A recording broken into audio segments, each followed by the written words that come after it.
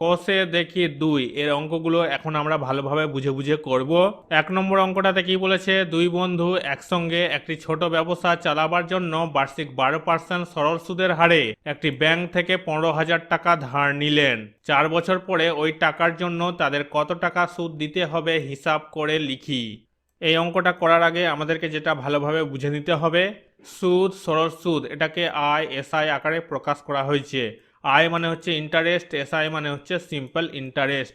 আসলকে P আকারে প্রকাশ করা হয়েছে, পি মানে হচ্ছে প্রিন্সিপাল। সময়কে টি আকারে প্রকাশ করা হয়েছে, টি মানে হচ্ছে টাইম। সুদের হারকে আর আকারে প্রকাশ করা হয়েছে, আর মানে হচ্ছে রেট অফ ইন্টারেস্ট, সুদের হার। সুদ যোগ আসল এটাকে এ আকারে প্রকাশ করা হয়েছে। অ্যামাউন্ট মানে সবৃদ্ধি মূল। এই সূত্রটা আমরা ভালোভাবে মুখস্থ করে নিব। প্রত্যেকটা লেটারের মানে তোমাদেরকে উপরে আমি বুঝিয়ে দিয়েছি। এখানে সুদ আই সমান সমান হচ্ছে কি পি আর টি, আর নিচে 100। এখানে প্রত্যেকটা লেটার আমরা যদি বের করি তাহলে এই সূত্রটা ধরে আমাদেরকে বের করতে হবে। এখন আমরা 1 নম্বরের অঙ্কটা করব।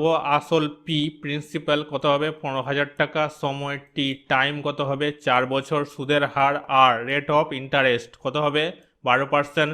সুদের হার যে সূত্রটা তোমাদেরকে বললাম, তো সেই সূত্রটা এখানে বসানো হয়েছে। তো এখানে সুদ আই সমান সমান কী হবে পি আর টি নিচে 100।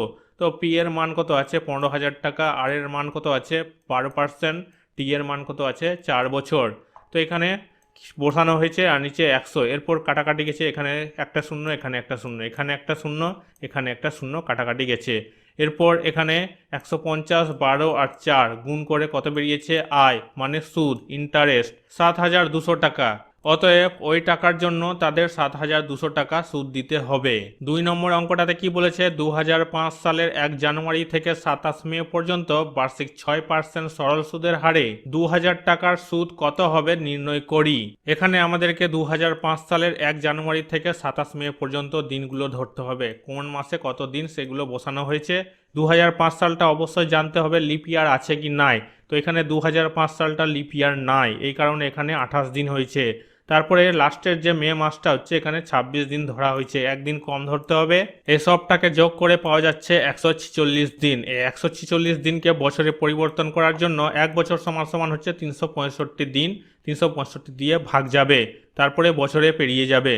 এখন আসল পি কত হবে 2,000 টাকা, সময় টি কত হবে উপরে যেটা পেলাম, বছরে যেটা কনভার্ট করলাম সেটা বের হলো এখানে। সুদের হার রেট অফ ইন্টারেস্ট কত হবে 6%। অতএব সুদ কত আয় এটা হচ্ছে সূত্র, এই সূত্রটা ধরে আমরা এখন অঙ্কটা করব। পি প্রিন্সিপাল আসল কত হবে 2,000 টাকা, আর রেট অফ ইন্টারেস্ট কত হবে 6%, টাইম কত হবে এখানে বসেছে টাইম সময়টা। এরপর উপর নিচ কাটাকাটি যাবে, এখানে দুটো শূন্য কাটবে, এখানে দুটো শূন্য কাটবে। এরপর 5 দিয়ে কাটবো, এখানে 5 4 20, আর এখানে 5 দিয়ে কেটে কত পাওয়া যাচ্ছে 73। এরপর 73কে যদি কাটি, এখানে 73 1 কে 73, আর এখানে 73 দুনা হয়ে যাবে 146, 2 পাওয়া যাচ্ছে। এরপর 6 আর 2 যদি গুণ করি তাহলে কত হবে 12, 12 4 হয়ে যাবে 48। আয় সমান সমান কত হবে, আয় মানে হচ্ছে সুদ, সুদ সমান সমান 48 টাকা। নির্ণীয় সুদ কত হবে 48 টাকা, এটা হয়ে যাবে উত্তর। 3 নম্বর অঙ্কটাতে কি বলেছে, বার্ষিক 8.1/3% সরল সুদে 960 টাকার 1 বছর 3 মাসের সবৃদ্ধিমূল কত হবে নির্ণয় করি। এখানে যেটা চেয়েছে সবৃদ্ধিমূল মানে এ অ্যামাউন্ট, মানে কত হবে সুদে আসলে সেটা চেয়েছে। এখানে আসল বসেছে পি প্রিন্সিপাল 960 টাকা বসেছে, সময় টি সময় বসেছে 1 বছর 3 মাস, এটাকে বছরে পরিবর্তন করা হয়েছে, কনভার্ট করা হয়েছে। তো এখানে কি করা হয়েছে যোগ করে 1 এর সঙ্গে 3 12 যোগ করা হয়েছে, 12 হচ্ছে 12 মাসে হচ্ছে 1 বছর। তো এখানে 3 12 বসেছে, এরপর লসাগু করে বেরিয়েছে 15 12 বছর। সুদের হার আর রেট অফ ইন্টারেস্ট কত এখানে দেওয়া আছে, এটাকে কি করা হয়েছে অপ্রকৃত ভগ্নাংশে পরিণত করা হয়েছে মিশ্র ভগ্নাংশটাকে। এখন কি হবে সূত্রটা আমরা প্রয়োগ করে অঙ্কটা করব। এখানে সুদ যেটা বের হয়েছে, এখানে পি প্রিন্সিপাল বসেছে, তারপরে রেট অফ ইন্টারেস্ট সুদের হার বসেছে, তারপরে টাইম সময়টা বসেছে, উপর নিচ কাটাকাটি গেছে, এখানে একটা শূন্য কাটবে, এখানে একটা শূন্য কাটবে। এরপর 12, 12 কে 12, আর 12 8 96। এরপর এখানে 3 কাটবে, এখানে 3 5 15 হয়ে যাবে।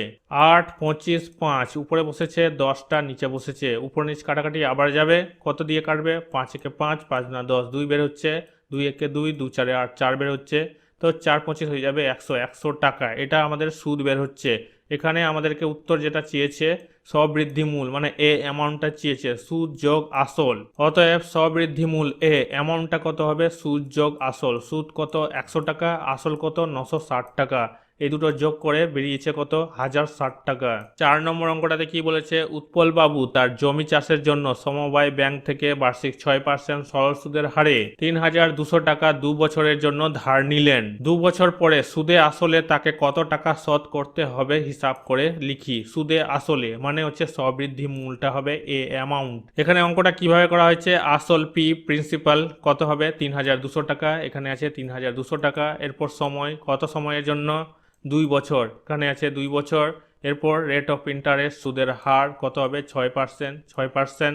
এখন আমরা সূত্র প্রয়োগ করব, তারপরে সুদটা বের করব। এখানে সূত্র প্রয়োগ করা হয়েছে পি প্রিন্সিপাল মানে আসল কত 3200 টাকা, তারপরে রেট অফ ইন্টারেস্ট সুদের হার 6% টাইম সময় কত 2 বছর।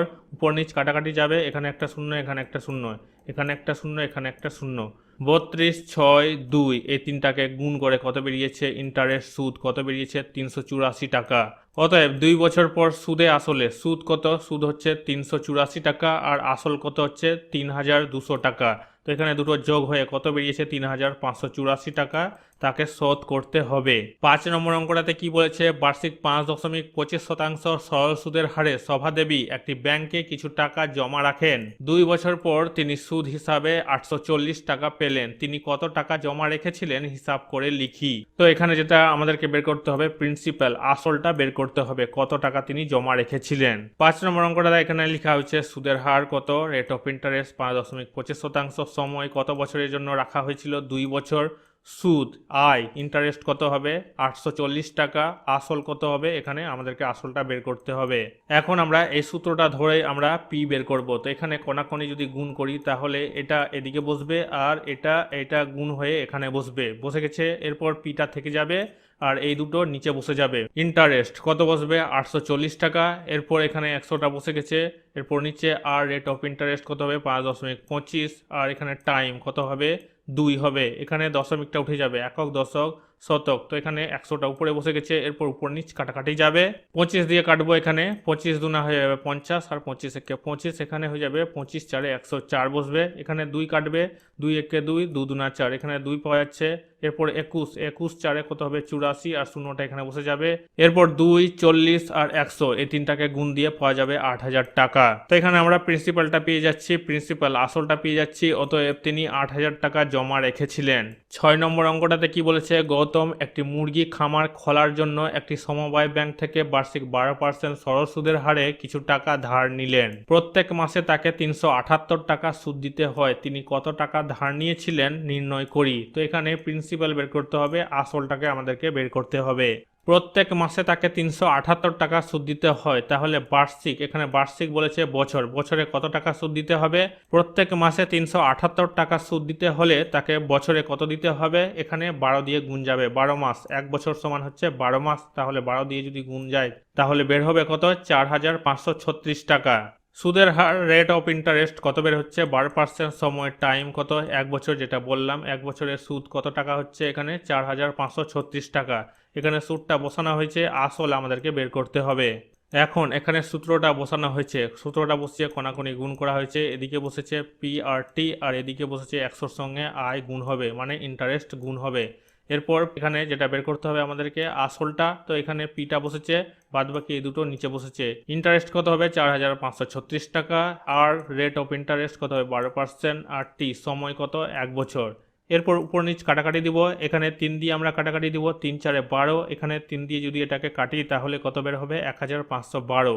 এরপর 4 দিয়ে কাটাকাটি দিব, 4 একে 4, 4 দিয়ে যদি 1512কে যদি কাটি তাহলে বের হবে আর 100 যদি গুণ করি তাহলে পেয়ে যাব 37,800 টাকা। অতএব তিনি 37,800 টাকা ধার নিয়েছিলেন।